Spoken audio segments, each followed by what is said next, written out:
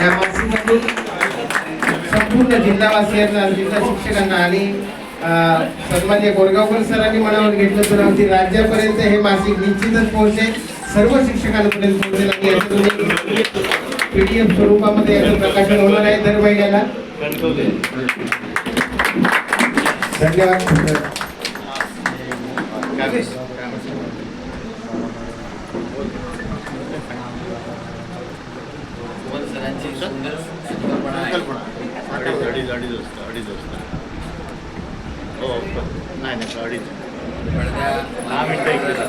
मासिक शिक्षक ज्योत याची संपूर्ण संकल्पना जी आहे ही सर्व